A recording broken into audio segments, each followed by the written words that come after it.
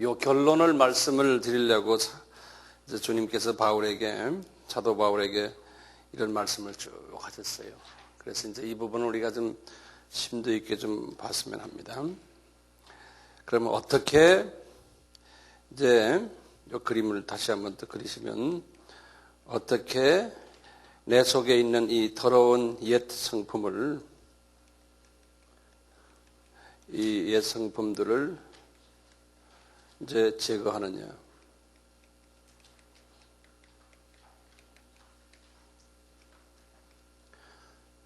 방법론인데요. 이 말씀에서 이제 오늘 가르쳐 주는 걸 그대로 보고 그대로 우리가 묵상하면서 그대로 하면 돼요. 그대로요. 그래서 이제 방법론을 이제 첫째 방법론이에요. 첫째가요. 여기 보면 5장 15절의 말씀이에요. 한번 제가 읽어볼게요. 그런즉 너희가 어떻게 행할 것을 자세히 주의하여 지혜 없는 자같이 말고 오직 지혜 있는 자같이 하여. 우선 첫째 뭐냐면 지혜 있는 자가 되라는 거예요. 그런데 지혜 있는 자의 모습이 뭐냐면요. 거기 15절 다시 보면 너희가 어떻게 행할 것을 자세히 주의하여 보라는 거예요. 그러니까 carefully 어떻게 신앙생활을 해야 될 것을 자세하게 carefully 그러니까 아주 우선 왜 이런 삶을 살아야 하는지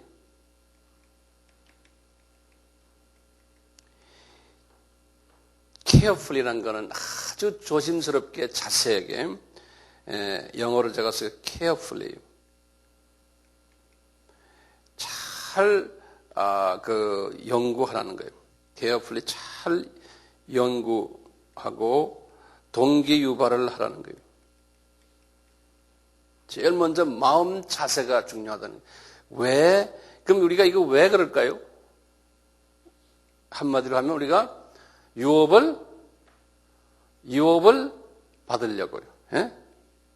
그러면 이게 어떤 분은 유업을 받으려고 하면 어떤 분은 그래요. 상당히 이기주의다 그럴 거예요. 예? 그거 안 받고 그냥 뭐 구원 받았는데 적당히 살다가 유업 안 받으면 어때? 이렇게 생각할 수도 있어요. 이 유업을 받는다는 말은 뭐냐면요. 하나님을 기쁘게 해주는 거예요.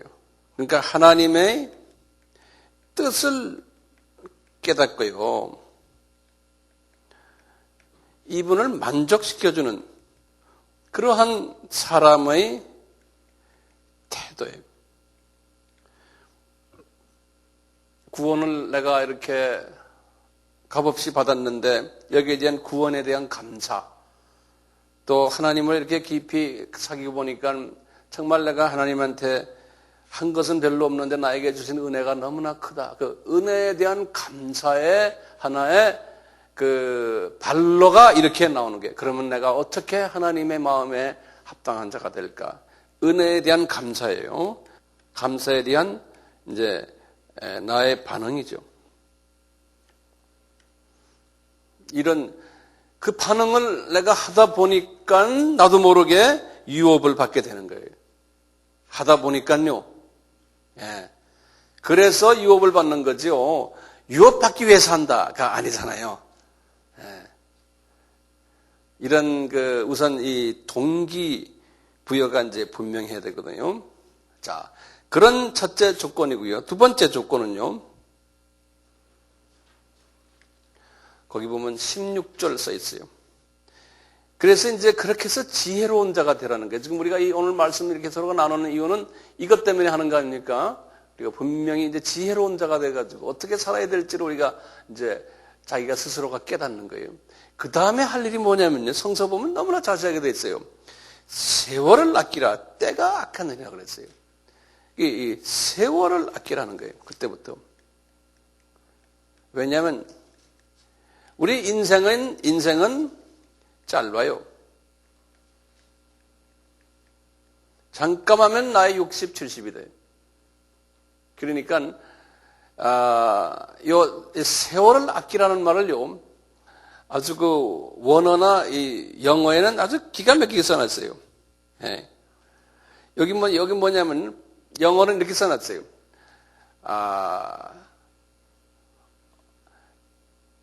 Make the most of your time.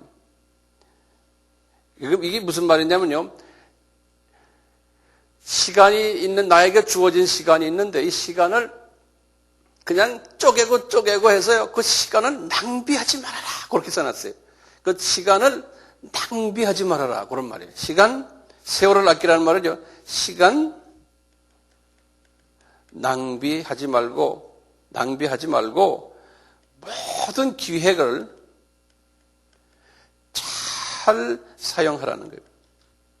그러니까 동기 유발을 먼저 딱 가진 다음에, 이제 내 인생을 어떻게 살아야 되겠구나. 예? 그 내가 이제 인생을 이제 수십 년을 산다면은 내가 어떻게 살아야 될까? 이거 스케줄을 착 짜가지고 거기에 맞춰가지고 세월을 아끼지 말고 잘 세월을 사용하는 거예요. 그 시간 투자를 잘 하라는 거예요. 그게 지혜 있는 차라는 거예요. 그러려면 우리 이런 모든 하나님의 뜻을 알아야 되잖아요. 그래서 우리가 지금 지난번 19강의를 통해서 이 하나님의 뜻을 우리가 한번 섭렵해 본 거예요. 그리고 내가 이제 이렇게 살아야겠구나, 그렇게 하라는 거예요. 17절에 그러므로 어리석은 자가 되지 말고 오직 주의 뜻이 무엇인가 이해하라. 분명하죠? understand 하라는 거예요. 이 어리석은 자가 되지, 어리석은 자는 그러니까 어떤 사람입니까? 그러면 한번 우리 같이 한번 이야기해. 어리석은 자는 어떤 사람이에요? 첫째 뭐예요? 어리석은 자는 아니에요. 어리석은 자는 옛 성품을 그대로 안고 있는 사람이에요. 그대로. 그렇죠? 그리고 이것을 옛 성품 가지고 그대로 살려고 하는 사람이 우선. 이것을 없앨 마음이 별로 없는 사람이에요. 그걸 가지고 그냥 여기 부딪히고 저기 부딪히고 있는 사람이에요. 그리고는 이 천국에 대한 비전도 별로 없어요.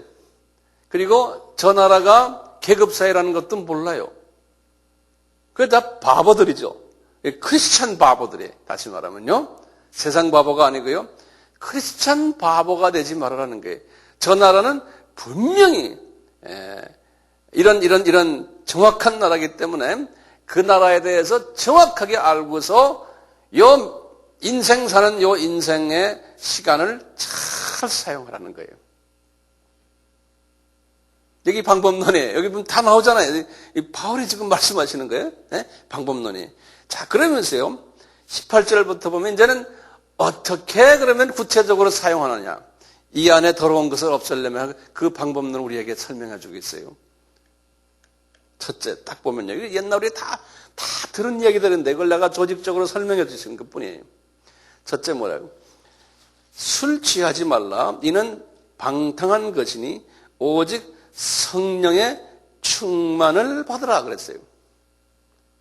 이 말은 술 취하는 것 때문에 이야기하는 거 아니에요. 이게 지금 무슨 이야기냐면요. 성령에 취하라는 이야기를 하기 위해서 그래요. 예. 그러면 우리가 성령 취한다는 것이 뭡니까? 그럴 때 우선요. 성령에 취해라. 이 성령에 취한다는 것이 무슨 말이냐면 술 취한 거랑 같다는 거예요. 술을 조금만 먹으면은 내가 마음대로 내 의지대로 할 수 있어요. 술만 먹어도 괜찮아요. 그런데 취해버리면요. 완전히 취해버리면 가끔 제가 이게 저 강남 쪽에 술집 있는데 TV에 보면은 막 길거리 자빠진 사람이 있어요. 술 많이 먹고. 그렇게 되는 거예요. 술 취해서 자기 몸을 가누지를 못하는 정도가 술 취한 거예요. 그러니까 누가 그 사람을 가누어요? 컨트롤 누가 해요? 술이 컨트롤하는 거예요. 그런 식으로 성령에 취해라는 거예요. 그러니까 성령이 너를 컨트롤하도록 하라는 거예요. 모든 부분에서요. 성령의 컨트롤을 받는 사람이 되라는 거예요. 이 성령의 컨트롤을 받으려면은 어떻게 하면 돼요? 예? 성령의 컨트롤을 받으려면요, 제일 먼저요, 말씀을 우선 깨달아야 돼요. 그래서 영의 음식을 먹어야 돼요. 말씀. 이 말씀을 음식에, 영의 음식을 먼저 먹고요. 그 다음에 회개해야 되고요. 탄소 동화작용에 음식 먹고 회개해야 되고요. 다시 말하면 화장실에 가는 거예요. 음식 먹고 회개하고, 그리고는 숨을 쉬어야 돼. 숨 쉬는 게 뭐예요? 기도죠. 네. 숨을 쉬어야 돼. 요렇게 먼저 바탕을 깔아놔야 돼요. 그러면 이제 이 위에다가, 그러니까 몸이 건강해야 된다는 거예요. 술을 먹는 것도 건강해야지 술을 먹죠. 건강하지 않으면 술 취하지 못해요. 똑같아요. 이게 건강해야지만요, 그 다음에 성령이 와서 나를 탁 그냥 취하게 해도 내가 이게 견딜 수가 있어요. 그래서 이 말씀과 이 기도로 숨을 쉬면 내 몸을 건강하게 만들어 놓은 다음에요, 그 다음에 성령님이 와서 나를 취하게 만들어 놔야 돼요. 예. 그러면 아주 건전한 성령 취함이에요. 근데요, 지금 이 부분이 정리가 안 됐는데 성령 취했다 그러면요, 이게 잘못돼요. 그러면 딴 성령이 들어가서 취하게 만들어요. 딴 성령이요. 그러니까 이 말씀이 제일 중요해요. 근데 말씀을 그래서 이제 이렇게 조직적으로, 체계적으로, 이렇게 우리가 배워놓으면은 이게 떠나질 않죠. 그렇죠? 안 떠나잖아요. 안 떠나게 해야 돼요. 그러면 이제 우리가 성령에 취할 수 있는 이제 준비가 되는 거예요. 자, 이렇게 해놓고요, 성령에 취한 다음에, 그 다음에 구체적으로 하는 게 있어요. 이제 19절에 보시면, 시와 찬미와 신령한 노래들로 서로 화답하며 너희의 마음으로 주께 노래하며 찬송하며 그랬어요. 요 말이 무슨 말이에요? 지금 여기 보면 너희 마음으로요. 이제 이렇게 한 다음에요, 이제 하트예요. 마음으로요. 뭘 하냐면 시라는 게 뭐예요? 찬미는 뭐고 신령한 노래는 뭐예요?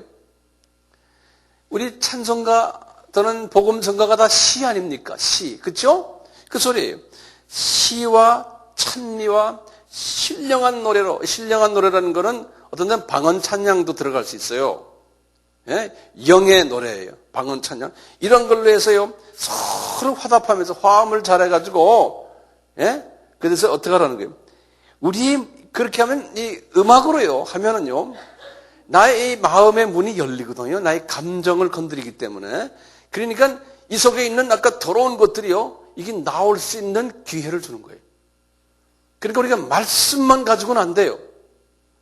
이 말씀에다가 이제 액세서리로요, 감정에 그 터치를 해줘야 돼. 그래야 이 문이 열려요. 아랫문, 위에문이 열리면서 이 더러운 것이 나가거든요. 그렇기 때문에 이 찬양이 대단히 중요해요. 찬양도 이 마음속에서부터 나오는 깊은 찬양을 누구한테 찬양하는 거예요? 예수님께 하는 거. 우리 주님께거든요. 예수님을 찬양하고 경배하고 의지하고 예수님의 초점을 맞춰가지고요, 찬양을 하면요, 이 안에 있는 놈들이 나와요. 이 더러운 놈들이. 그렇게 하라고 여기 써 있잖아요. 그러니까 말씀만 가지고는 안 돼요. 그래서 찬양 사역이 굉장히 중요하잖아요. 그래서 요 근래 와서는 찬양이요, 우리가 가지고 있는 찬송가들은 예수님께만 쳐다보는 그러한 찬송이 많지가 않아요. 우리가 가지고 있는 찬송가가요. 우리가 가지고 있는 그 찬송가는 보면은 나의 평안을 위해서, 내 시험 받을 때 내가 어떻게 평안 받나, 내가 어려울 때 소망이 어디 있냐, 뭐 전부 나를 즐겁게 하는 찬송가가 대부분의 우리 한국 찬송가가요. 동의하세요? 네. 그리스도를 높이는 부분은 정말 많지가 않아요. 그래서 요새 나오는 복음성가라면 여러분들 그냥 유행가라 생각하는데 아니에요. 요새 지금 세계적으로 유명한 모든 새로운 21세기의 찬송들은 하나같이 다가 예수님 높이는 찬송이에요. 이제 거기에 우리가 익숙해져야 돼요. 예? 예. 거기에 익숙해져야 돼요. 그러면 예수님을 높일 때마다 마음속으로 이게 마음문이 위에 문이 있고 아래 문이 있잖아요. 이게 다 열리려면은 한두 번 찬송해서 돼요? 안 되잖아요. 그러니까 우리가 계속해서 반복해서 주님을 찬양하는, 반복해서. 그 찬양 인도하는 분들이 계속해서 반복하잖아요. 그 반복에다가 우리 좋은 또 여기 인스트루먼트들, 악기들이 옆에서 조화를 잘 이루어지면 우리 마음을 감동을 시켜서 이 마음 문을 여는 거예요. 마음 문이 열리면 쫙 이게 이제 빠져나가잖아요. 이게 지금 세 번째 순서대로요. 예. 여기 나오죠? 그 다음에 20절에 뭡니까? 범사에 우리 주 예수 그리스도의 이름을 으로 항상 아버지 하나님께 감사하라는 거예요. 그러니까요, 이 범사에 아버지께 감사하라는 거예요. 이 범사란 말이 무슨 말입니까? 영어로는 이렇게 해서 at any circumstances 그랬어요. circumstance는 어떤 환경에 있든지 그런 말이에요. 이 말이에요. 이 범사란 말이에요. 어떤 환경에 처하든지. 다시 말하면 좋은 때나 나쁜 때나 그런 말이에요. 어떤 때는 주님이 우리를 훈련시키기 위해서 나쁜 환경을 주거든요. 여러 가지 그냥 참 힘든 환경을 줄 때가 있거든요. 그래도 주님이 나를 사랑하시니까 감사합니다. 나에게 뭘 가르쳐 주시려고 이런 시험을 주시는군요. 지금 이 찬양을 하고 말씀으로서 항상 이렇게 되고 찬양을 주님을 하는 주님만 바라보니까요. 보이는 것을 바라볼 때는 우상이 되거든요. 예? 그래서 주님만 바라보는 건 우상을 섬기지 않는 거거든요. 그렇기 때문에 이런 상황 속에서 어떤 나에게 좋지 않는 일이 일어나도 주님 감사합니다. 요 감사를. 그러니까 초점을 누구한테 맞추라는 얘기예요? 예수님께 맞추라는 거예요. 초점을. 네. 그러면 때가 되면 모든 것이 다 이제 주님이 잘하신다 그랬잖아요. 우리 뭐 그런 말씀들이 많잖아요. 특히 우리 잠언 3장 5절 6절에 있잖아요. 뭡니까? 잠언 3장 5절 6절 5절이 뭡니까? 너희는 마음을 다해서 여호와를 의뢰하라. 너의 명철을 의지하지 말아라. 그 다음에 범사에 그를 인정하라 그랬잖아요. 네? 똑같은 소리. 범사에 예수님을 인정하라. 이분이 나를 사랑하시기 때문에 이런 걸 허락하시는구나. 범사에. 이거 굉장히 성숙한 사람의 수준이죠. 범사에. 왜냐하면 내가 이 예수님의 창중에 있기 때문에 모든 것은 이분의 창중에 있기 때문에 내 기준으로 생각해서 기분 나쁩니다. 나 이거 힘듭니다. 그러지만 주님의 기준으로 올라갈 때는 주님이 나를 사랑하시니까 뭘 좀 가르치시려고 이렇게 하시는구나. 이런 마음. 이거 완전히 떠서 주님을 보는 거예요. 떠서 주님의 마음을 가지고 사물을 본다는 거예요. 이제 그렇게 하시라 그러잖아요. 범사에.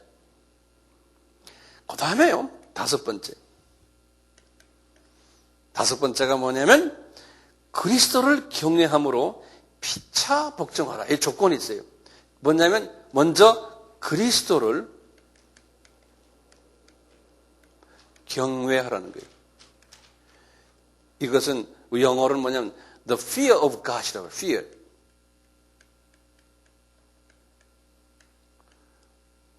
이 그리스도를 경외한다는 말은요. 이건 무섭다. 우리 예수님이 무섭다. 이런 말이 아니잖아요. 이 경외한다는 말은 이분을 공경한다는 말이에요. 공경. 이 존경하는 마음을 가지고서 공경한다 이런 거거든요. 존경에다가 존경 그다음에 공경, 공경. 영어로는 reverent. 우리 목사님을 reverent 그러죠. reverent. 이 말은 저는 이것을 이렇게 이해하거든요. 예수님이 이 천지 만물을 지으신 분이다. 그거 하나는 좀 적어보세요. 이 예수님을 공경한다는, 그리스도를 경외한다는 말이 무슨 뜻이냐면 이분이 창조주시람을 창조주 되시고 또 이분이 이 모든 우주를 관리하시고 이 모든 우주가 이분의 장중에 있고 우리 모든 생사 화복이 이분의 손에 있다. 예수님의 장중에 있다라고 믿는 이것을 믿고 그래서 이제 이분을 의지하고 존귀히 여기고 높이시고 우리가 높이고 이분을 우리가 예배드리고 이분을 우리가 찬양드리고 이 모든 것을 여호와를 경외한다 그런다. 여호와를 경외한다는 이 수준까지 가면요. 우리의 매일 기도가 탁 눈을 뜨면은 이것부터 먼저 주님께 이야기를 하는 거예요. 이런 사람은 우리 시편 34편의 7절에 그랬어요. 보호 천사들을 보내준다. 이런 사람들에겐 이제 그랬거든요. 그러듯이 이 수준까지 가면은요, 내 속에 있는 더러운 것들이 많이 나오죠. 많이 나오고 내가 이제 성화되는 거예요. 많이 나와요. 이렇게 하면서요. 그 다음에 그게 몇 번째죠? 5번째였어요, 아까? 이제는 6번째예요? 6번째, 피차 복종하라는 거예요. 그러면서 이 복종을 어떻게 복종을 하느냐? 나와 예수님 사이에서, 내가 예수님께 복종하는 그 복종의 방법으로 우리의 삶 속에서 나와 관계되는 사람과 이 복종의 관계를 가지라는 거예요. 예수님과. 그러면서 이제 설명을 하네요. 그러니까 이 관계를 가질 때 이제 내 속에 있는 이 더러운 것들이 점점 더 나오게 되는 거예요. 실제 삶 속에서요. 그래서 이제 이야기하는 게 이 중에 첫째 복종을 무슨 관계를 하냐면 여자들아, 아내들아. 그런 거예요. 아내들아. 남편에게 복종을 하는 거예요. 남편에게. 일단 제일 먼저 요구하는 게 아내들아 먼저 요구해요. 우리가 남편들아 이게 아니고요. 아내들아 먼저 남편에게 복종을 하는 거예요.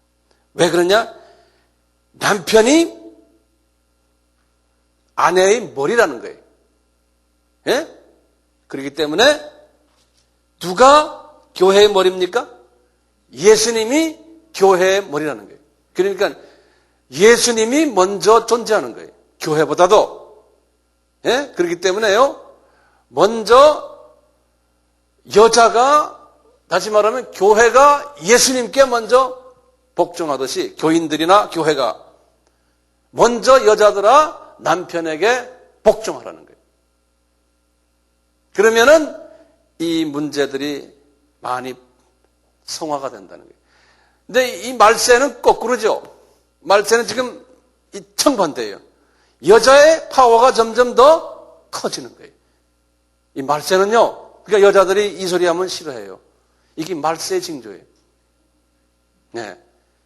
그러니까 여자를 남자의 갈비뼈에서 뽑아냈잖아요. 근데 남자가 여자의 준역이 들어가지고요. 사는 것은 성서적이 아니에요. 그렇다고 해서 남자가 그럼 여자를 때리면서 여자를 마음대로 하라는 소리가 아니에요. 여기 보면 분명히 나오잖아요. 그 다음에.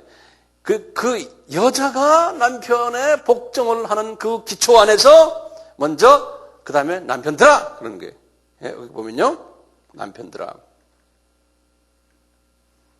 아내를 사랑하라는 거예요. 어떻게 사랑하느냐? 예수님이 교회를 사랑했던 것처럼 사랑해 주라는 거예요. 여자가 좀 세더라도 궁극적으로는 순종해야 돼요. 남편한테.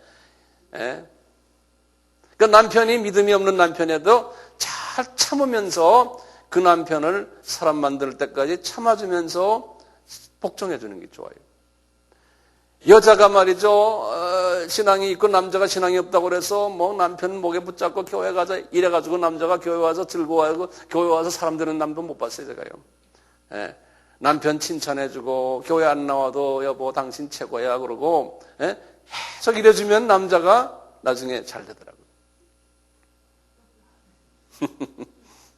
지금 이게 말세가 돼가지고 지금 보세요. 이 남자가 머리가 될 남자가 다 꼬리가 돼가지고 지금 살고 있잖아요. 교회도 말이죠. 70%가 여자들이에요. 교회도. 전 세계가 다 그래, 전 세계가. 지금 꼬리와 머리가 거꾸로 돼버렸어요. 그런 가운데서 지금 주님이 지금 우리를 지금 사용하고 계세요. 지금 사용하고 계시거든요. 자, 이렇게 보세요. 쭉 하시다가요. 이제 재미있는 말씀이 나와요. 31절 보세요. 이러므로 사람이 부모를 떠나 그 아내와 합하여 둘이 한 육체가 될지니 이 비밀이 크도다. 여기서 보면 이 비밀이 크도다 그랬어요. 이것도 미스터리라고 그랬어요. 미스터리. 원어를 보면요. 이 비밀이 크도다. 내가 그리스도와 교회에 대하여 말하노라. 자, 이게 무슨 미스터리입니까? 왜 저기 보시면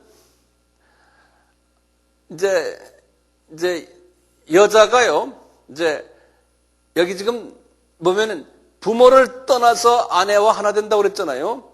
그렇게 하라고 그랬잖아요. 이거 보세요. 이게 예수님이요. 부모를 떠나서 이 세상에 오신 거예요. 예수님이 그래가지고 어떻게 했어요? 우리를 신부로 맞이했어요. 그렇죠? 그래가지고 예수님과 우리 사이에서 영적 아이들이 태어난 거예요. 그러니까 보세요. 우리가 전도를 해가지고 영적 아이들을 만들어내는 사람이 진정한 예수님의 신부예요. 어떤 분들은 실제로 전도를 못하더라도 전도하는 일에 선교하는 일에 나의 한 부분을 맡아서 동참하는 일은 다 예수님의 신부 역할을 하는 사람들이에요. 그래서 우리가 결혼해가지고 아이 낳는 것은 이 비밀이 크다는 거예요. 실은 뭐 결혼 안 하고도 하나님이 아이를 낳게 할 수 있잖아요. 그렇지만 이렇게 해가지고 부모를 떠나서 예수님이 부모를 떠나서 아버지를 떠나서 우리와 연합이 돼서 영적 자녀들을 낳는 이 비밀이 우리 결혼 생활에 그대로 적용된다는 거예요. 그러니까요. 우리는 신부죠. 그렇죠? 우리 신부가 파워가 더 세면 어떻게 해요? 우리 남편 예수님보다. 그게 됩니까? 돼요? 안 돼요? 안 된다니까요. 남편에게 우리가 순종을 해야 된다는 거예요. 우리 주님께 순종을 해야 된다는 거예요. 그러면 예수님이 우리를 사랑하신다는 거예요. 우리 남편 되는 예수님이 너희들은 나가서 자녀들 많이 낳아라. 그러니까 네 하고 나가서 우리가 자녀를 지금 낳잖아요. 그거 순종을 안 하면 자녀 못 낳잖아요. 그러니까 이 비밀이 크도다. 이제 6장입니다. 이어져서 지금 이제 아까 우리가 몇 번째 했어요? 6번째. 지금 이 방법론이에요. 어떻게 하면 내가 주 안에서 이 성화되느냐. 이런 모든 실제 속에서요. 지금 피차 복종까지 6번째 복종 방법을 아내와 남편 사이. 그러면서 지금 또 그러는 거예요. 그 다음에 여기 보면은 자녀들 이야기. 6장 1절에요. 자녀들아, 너희 부모를 주 안에서 순종하라. 이것이 옳으니라 그런 거예요. 자, 이거 보세요. 분명히 자녀들이 부모 순종해야 되잖아요. 영적으로도 똑같아요.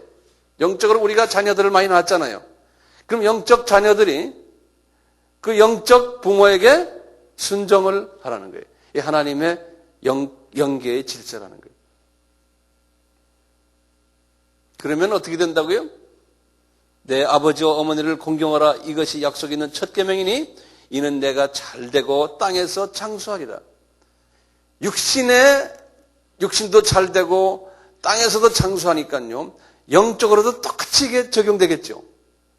그 다음에 네 번째, 여기 지금 피차 복종이 얘기, 아비들아 그런 거예요. 아비들아. 이제는 이 아버지들아 그런 거예요. 아버지들아, 너희 자녀를 노엽게 하지 말고 오직 주의 교형과 훈계로 양육하라는 거예요. 이 아버지 문제가 또 심각해요. 지금 여기 영적으로는 아버지가 누구예요? 여기서요? 자녀와의 관계에서? 여기서는 지금 성부 하나님을 이야기할 수 있죠. 그렇죠? 그러니까 성부 하나님은 자녀들과 이때는 성부 하나님 예수님. 네? 예수님과 우리와 낳은 자녀들이 있어요. 똑같이요. 예수님이요. 어떻게 하셨어요? 우리에게 오셨을 때, 이 영적 자녀들에게, 이제 예를 들어 우리 사이에서 예수님과 우리 사이에서 이제 우리가 영적 자녀들을 낳았어요. 예? 예수님이 그 사람들에게 자녀를 낳기 위해서 어떻게 하셨어요?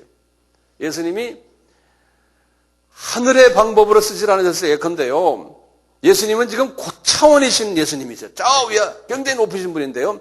자녀들에게요. 너희들 이렇게 해라. 하늘의 그 엄청난 요구사항을 여기다 막 집어넣는 거예요. 그래갖고는 이 속에서 이 감당을 못한다는 거예요. 그래서 예수님이 사람의 레벨로 내려오셔가지고 예수님이 그렇게 너무 헤비한 거, 너무나 감당치 어려운 것을 자녀들에게 요구를 하질 않아요. 이 말을 제가 좀 다시 말하면 이건 뭐냐 성육신이라고 그러는데요. 우리가 자녀들에게요. 우리 육적 자녀들에게요. 예를 들어서 이제 아버지의 어떤 기준이 있어요. 그래가지고 너 이렇게 해라. 근데 지금 자녀들은 아버지의 그 기준을 따라가지 못해. 그리고 우리가 아버지가 어릴 때 생각만 하고는 자녀에게 자꾸 요구하는 거예요. 이렇게 해라, 저렇게 해라 하고. 이건 아이들이 따라오지는 못하는 거예요. 그래서 예수님처럼 어떻게 되냐면 그게 자녀들이 노엽게 된다는 소리예요. 자녀들이 노엽다는 소리 그 소리예요. 우리 아빠, 아이고 나 우리 아빠 생각만 하면 겁나. 우리 아빠 너무 요구사항이 많아. 그러니까 아버지를 기피하거나 아버지가 무섭거나 이렇게 하지 말라는 거예요. 여기다 지금 그려놨어요. 그렇게 하지 말고 어떻게 하느냐? 아버지들아, 너희들은 니네들이 옛날 어릴 때 생각하지 말고 아들 수준으로 내려가서 아들의 그 수준 속에서 이해하려고 들어라는 거예요. 아이들을. 네. 그래야 아이고 우리 아버지가 내 친구구나. 나 이해해 주는구나. 왜냐하면 문화가 다르기 때문에 그래요. 완전히 다른 문화예요. 자식 문화하고 내 문화는. 예전에 우리 아버지가 지금 세상 때는 우리 아버지가 나를 다룰 때 그런 식으로 다뤘거든요. 우리는 그 유교 문화가 있잖아요. 그러니까 그대로 내가 받아가지고 내 아들에게도 똑같이 그 우리 아버지에게 받은 것을 그대로 막 전하려고 그러거든요. 이게 지금 얼마나 차이입니까? 5, 60년, 100년 차이 가까이 나는 다른 문화인데요. 요새 문화는 얼마나 빨리 지금 변합니까? 그러니까 요새 아이들하고 부모들이 사이가 안 좋은 게 그래서 그래요. 왜냐하면 아버지는 변하지 않는 옛날 문화를 가지고 아이들에게는 그 편한 다른 문화 속에 사는 애들에게 내 문화를 주입시키려니까 그게 안 되는 거예요. 제가 그걸 깨닫고 우리 애들에게 내가 이제 잔소리 별로 안 해요. 그대로 그냥 그래 하고. 그러니까 아이들이 편해요. 나한테도 이메일도 마음대로 하고 뭐 하고 싶은 말도 다 하고 그래요. 그 친구가 돼 보니까 그래요. 자녀들 노엽게 하지 말라는 말은 자녀들 문화 속으로 내가 내려가라. 그래서 이해해줘라. 지금 예수님이 지금 크리스찬들에게 그렇게 하잖아요. 예? 예수님이 우리 크리스찬들에게 그렇게 안 하면은 지금 우리가 나만 할 사람 어디 있어요? 예수님이 자기 문화대로 우리를 다루시면 우리 문화대로 다루시잖아요. 예? 그냥 다 봐주잖아요. 그냥 눈 감고 봐주잖아요. 안 그래? 그러니까 하나님 예수님을 생각하세요. 그렇게 하라는 거예요. 그 다음에 보세요. 그 다음에. 지금 이게 뭡니까? 그 다음에 5번째. 아비들. 그 다음에 종들아 그랬어요. 여기 4절 보면, 아니 5절 보면 종들아 두려워하고 떨며 성실한 마음으로 육체의 상전에게 순종하기를 그리스도께 하듯 하라. 여기 보면 지금 계속해서 순종하라는 거예요. 웃사람에게. 이 종들아가 뭐냐면 우리 같으면요 밑에 부하들아 그런 소리예요. 이제 지금은 종이 없으니까요. 여기 이제 주인과 종과의 관계도 웃사람이에요. 직장에서도 웃사람, 아랫사람. 그러니까 아랫사람이 직장이나 또는 어디 사회생활을 하면서요.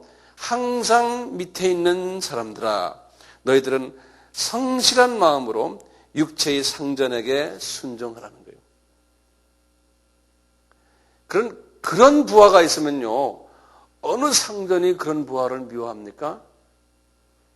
굉장히 이뻐하죠. 그건 뭐 말할 것도 없어요. 네. 왜냐하면 6절 보세요. 눈가림만 하여 사람을 기쁘게 하는 자처럼 하지 말고 그리스도의 종들처럼 마음으로 하나님의 뜻을 행하여 단 마음으로 섬기기를 죽게 하듯 하고 사람들에게 하듯 하지 말라. 이는 각 사람이 무슨 선을 행하든지 종이나 자유하는 자나 주에게 그대로 받을 줄을 알미라. 하나님이 기억하시건 그대로 하신다는 거예요. 설명 필요 없죠. 그러면서 또 6번째 여기 보면 상전들아 그러는 거예요.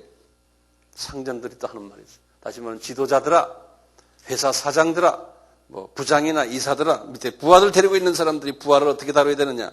상전들아, 너희도 저희에게 이와 같이 하고 공갈을 그치라. 그래서 한국말로 공갈이라는 건 뭐냐면 여기 영어로 보면 threatening이라고 해서 말하면 막 이렇게 좀 뭐죠? 위협, 맞아요. 예? 위협을 하면서 하지 말아라는 거예요. 너 이렇게 하면 너 봉급이 떨어진다, 진급 안 돼, 뭐 어떻게, 너 해고시킬래? 뭐 이런 식으로 하지 말아라는 거예요. 예? 공갈을 그치라. 아주 멋있는 말이에요. 이는 저희와 너희의 상전이 하늘에 계시고 그에게는 외모로 사람을 취하는 일이 없는 줄 너희가 알미니라.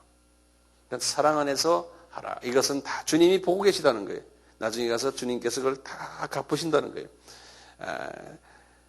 요까지가요. 지금 요까지가요.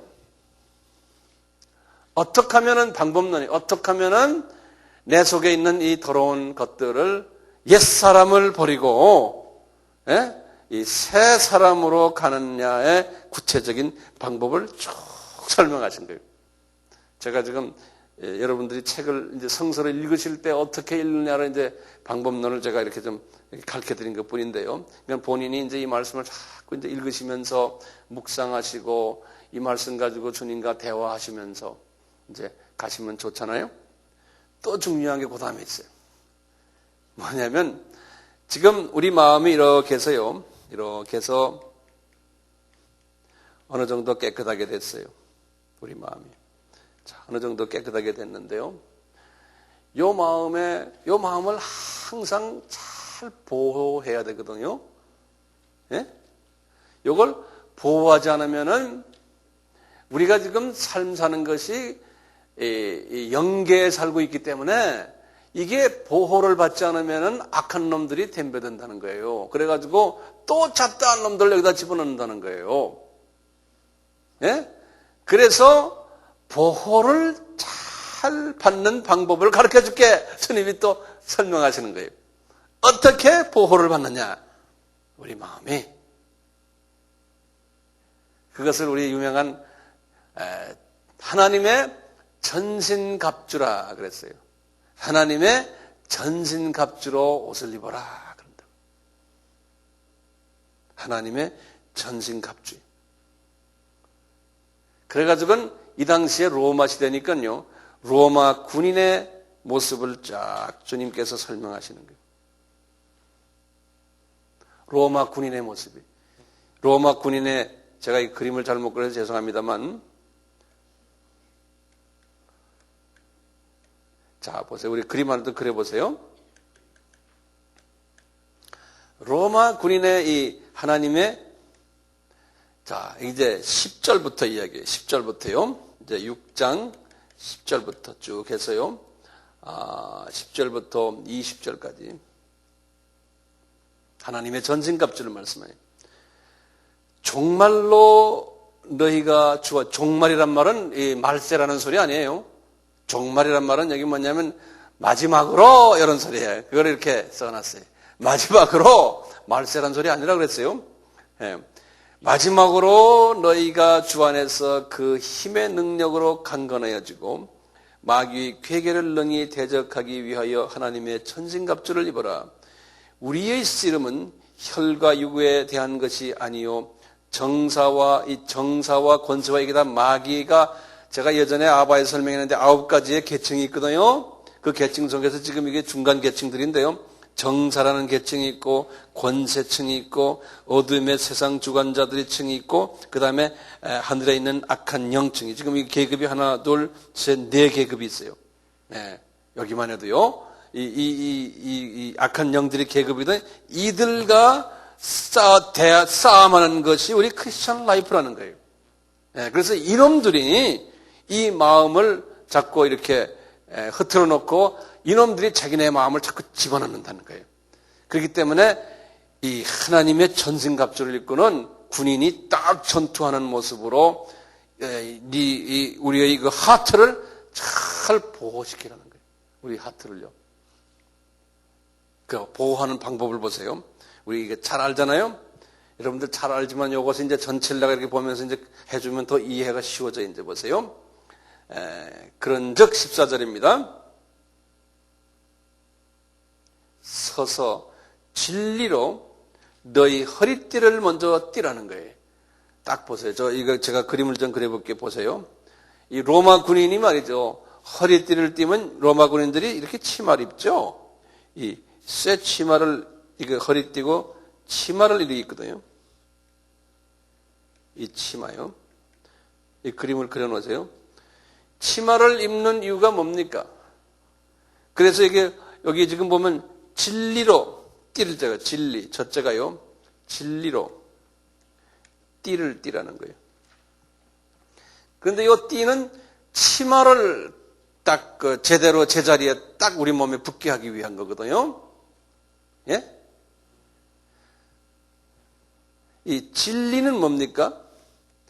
영어로는 truth 그러죠. 이 진리는 예수님이 그랬죠. 요한복음 14장 6절에 나는 길이요 진리요 생명이니 그랬죠. 이건 여기 지금 예수님이에요. 예수님으로 띠를 띠라는 거예요. 예수님으로. 자, 그런데요. 자, 보세요. 이 띠가요. 만약에 허스근해지거나 띠가 딱 깨져버리면 어떻게 돼요? 네? 치마가 툭 내려가 버려요. 그거 잘 기억해 두세요. 군인이요.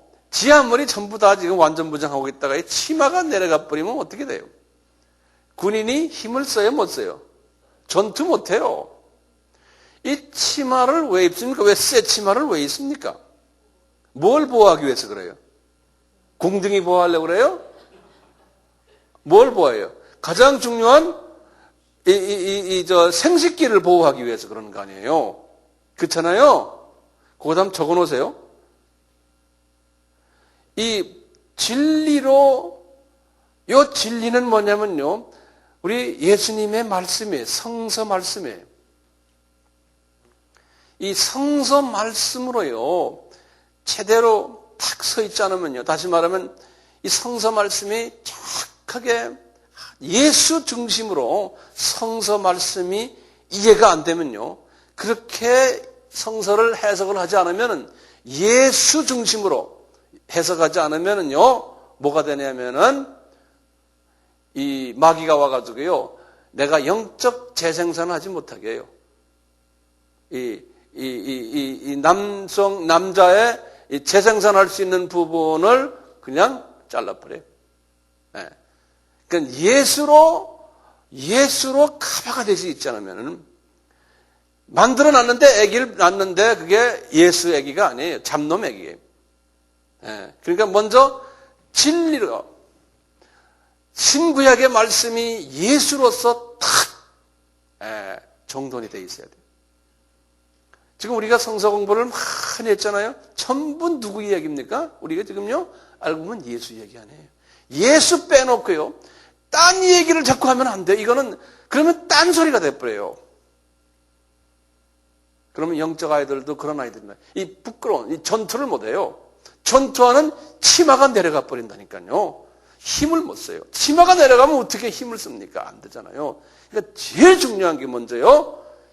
그래서 제일 먼저 나오는 게 진리로 띠를 잘 매라는 거예요. 예수 중심으로. 예. 그래야지만 내 하트를 보호할 수 있다는 거예요. 내 이 하트를요. 두 번째 뭡니까? 진리로 의를 띠고 그 다음에 의의 흉배를 붙이고 그랬죠. 여기 흉배가 뭡니까? 여기 가슴을, 여기 하트 있죠? 이 가슴을 막는 흉배예요. 근데 그것을 의라고 그랬거든요. 영어로는 righteousness, 의라고 그랬거든요. 주님께서 그랬죠. 너희는 먼저 그 나라와 그 의를 구하라 그랬잖아요. 그 의라는 건 뭐냐면, 의라는 거는 이 크리스천 예수를 닮아가는 라이프 스타일이에요. 의가요. 하트예요. 하트. 그러니까 이 하트가 뭡니까? 내 속에 있는 성품이거든요. 이 하트 속에 뭐가 들어있냐 그러잖아요. 예? 예수의 성품이에요. 다시 말하면 크리스천 생활 양식이에요. 이 크리스천 생활 양식은요, 하트 속에서 예수의 뭐로 여기 안에서 열매를 맺어요? 성령의 열매를 맺히거든요. 그러니까 크리스천 라이프는요, 주님을 닮아가는 라이프는 성령님의 기름 부으심과 성령 세례를 동반하지 않으면 이 열매가 맺어지지 않잖아요. 그러니까 다시 말하면 진리는 처음에 이거는 말씀으로 정하고 그 다음에 성령으로 기름 부음 받아야 돼. 의. 그래서 크리스천의 예수 그리스도의 모습으로 그런 성품으로 변해가는 그것을 딱 보호해주는 이것이 의의 흉배. 예수의 성품으로 닮아가기 위해서 보호시켜주는 보호막이에요. 지금 이 두 개가 다가 보호막들이에요. 다시 말하면 공격적인 무기가 아니고 방어적인 무기들이에요. 방어적인 무기들이. 그 다음에 15절에요. 세 번째가 평안의 복음에 예비한 신을 신으라고 그랬어요. 그 다음에 여기 신발이 나와요. 신발. 이 신발은 뭐냐면요. 뭐예요? 신발 신고 복음을 들고 평화의 복음 다 들고 다닌다니까 뭡니까? 이거는 전도예요. 전도와 선교예요. 이 삶을 살아야 돼요. 신발 신고 전도와 선교의 삶을 살아야 돼요. 우리를 보호시키려면요. 이렇게 하잖아요.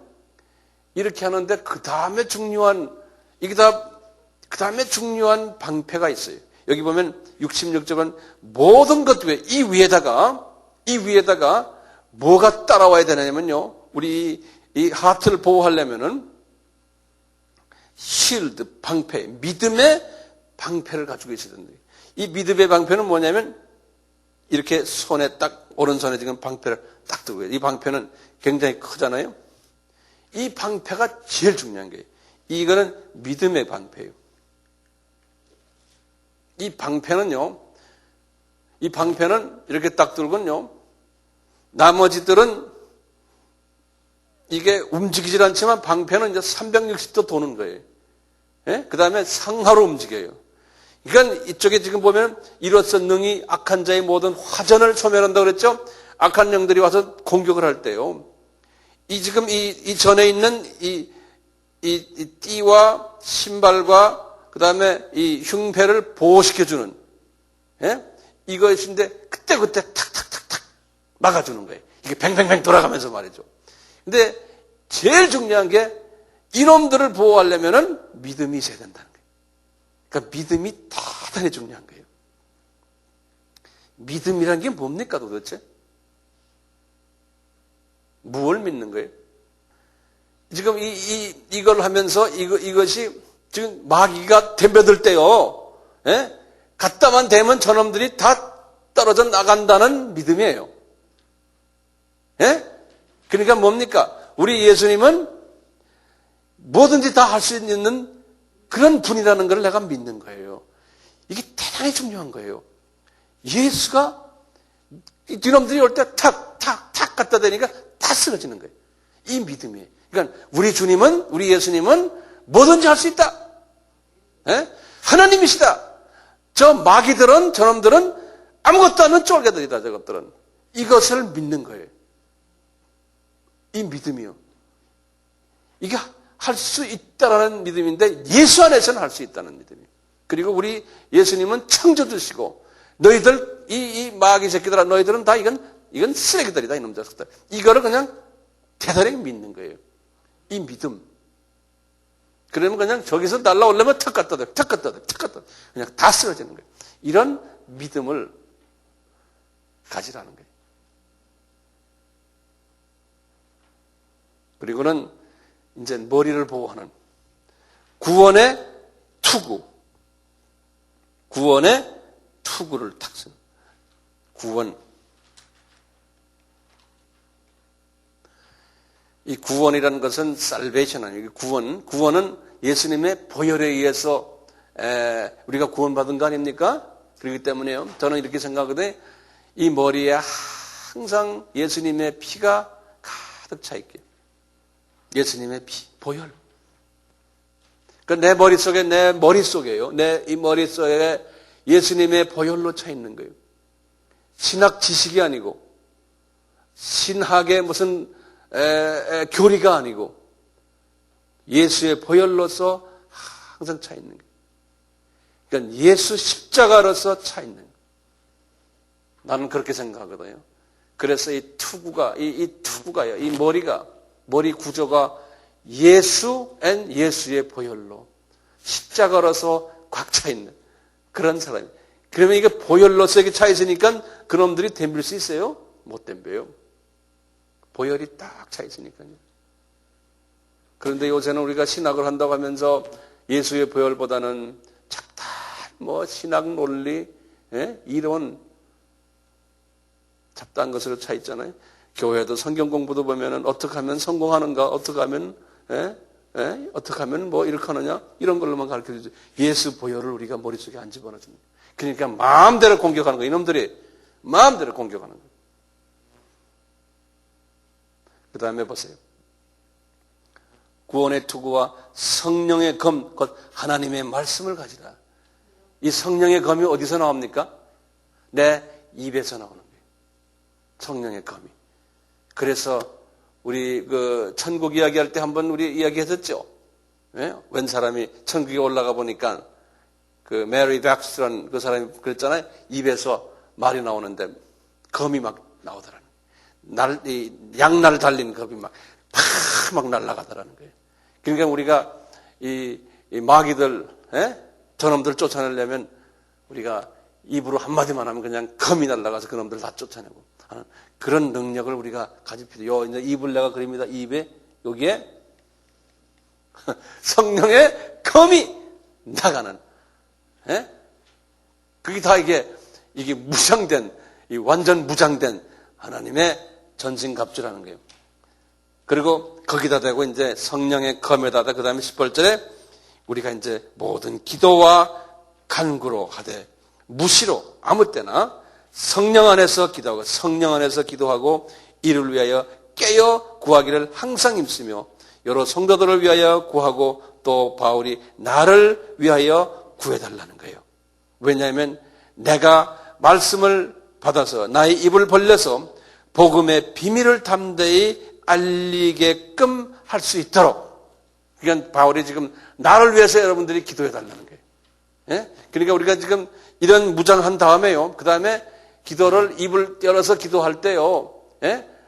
자기를 위해서도 기도하고 그 다음에 이웃을 위해서도 하나님의 종들을 위해서 이렇게 탁탁탁탁탁 기도를 하면은 이 칼날을 보내면은 예를 들어서 이분들이 지금 바울을 위해서 바울이 감옥에 있는 바울을 위해서 탁탁 칼날 보내면 그 칼날 이 검이 말이죠. 바울 주변에 탁탁탁탁 모여서서 이 나쁜 놈들이 바울을 공격을 못 하는 거예요. 예? 또 탁탁탁 하면 뭐 우리 예? 나를 위해서도 하면 탁 막아주고 내 자녀들도 마찬가지고 이렇게 착착착착 하라는 거예요. 그러니까 이 말씀에 검이 나오려면 이 안이 깨끗해야 된다는 거예요. 이 안이 이 하트가 깨끗해지면 이 나온다는 거예요. 그래서 바울이 얘들아 너희들 나를 위해서 이 화살을 보내라. 이 검을 보내라. 그러잖아요. 목적이 뭡니까? 바울의 목적은 아주 뚜렷해요. 여기 보면요. 자기 안전을 위해서입니까? 예? 뭡니까? 복음의 비밀을 담대히 전할 수 있는 종이 되도록 위해서 나를 이렇게 위해서 기도해 달라는 거예요. 그러니까 그리스도의 비밀이죠. 예? 그리스도의 비밀은 이분에게는 이방인들 복음화예요. 이방인들 복음화를 위해서 내가 이 일을 할 테니까 내가 이런 하나님의 전시갑주를 입도록 나를 위해서 기도해 달라는 거예요. 그래서 20절에 그랬죠. 이 일을 위하여 내가 쇠사슬에 매인 사신이 된 것은 엠바세더라고 그래요. 대사라는 게 사신. 예? 여기 보면 사신이라고 그런 게 영어로는 엠바세더. 우리가 미국 대사, 무슨 나라 대사 그러지 않습니까? 이분은 지금 그리스도의 대사라는 거예요. 예수님이 자기를 시켜서 너 이방 나라에 가서 복음 전해라 내 대신. 그래서 제가 이거 전하다가 지금 감옥에 지금 있다는 거예요. 이 일을 위해 내가 쇠사슬에 매인 예수님의 대사가 된 것은 나로 이 일에 당연히 할 말을 담대히 하려 하심이라. 이분이 지금 결론은 뭐냐? 내가 이방인들을 위해서 복음을 전하기 위해서 이렇게 내가 지금 여기와 이 자리에 앉아 있는데 너희들 나를 위해서 이렇게 나도 이게 하나님의 전신갑주를 입게 하고 나도 내 하트가 깨끗해지기 위해서 너희들 나를 위해서도 기도해 달라는 거예요. 응? 그리고는 21절부터 24절을 보면 이제 두 부분이 있어요. 21절, 25절은 안부를 다시는 이제 자기하고 같이 있는 사람들이 동시에 같이 이분들에게 에베소 사람들에게 안부를 전하는 거예요. 나의 사정 곧 내가 무엇을 하든지 너희에게 알게 하려 하노니 사랑을 받은 형제여 주 안에서 신선한 일꾼인 두기고가 이 편지를 가지고 가는데 너희들을 만났을 때 다 내가 어떻게 지금 지내고 있는 걸 자세히 말해줄 것이라는 거예요. 우리 사정을 알게 하고 또 너희 마음을 위로하게 하기 위하여 내가 특별히 저를 너희에게 보내었노라. 네? 두기고 기억나시죠? 그리고는 이제 이분의 23절, 24절 마지막에 다시 이분이 뭐합니까? 축도를 해주는 거예요. 아버지 하나님과 주 예수 그리스도에게로부터 평안과 믿음을 겸한 사랑이 형제들에게 있을지어다. 우리 주 예수 그리스도를 변함없이 사랑하는 모든 자에게 은혜가 있을지어다. 아멘. 여기 보면 평안과 믿음을 겸한 사랑과 너희들에게 은혜가 있을지어다. 아멘. 하고 에베소서가 이제 끝났어요.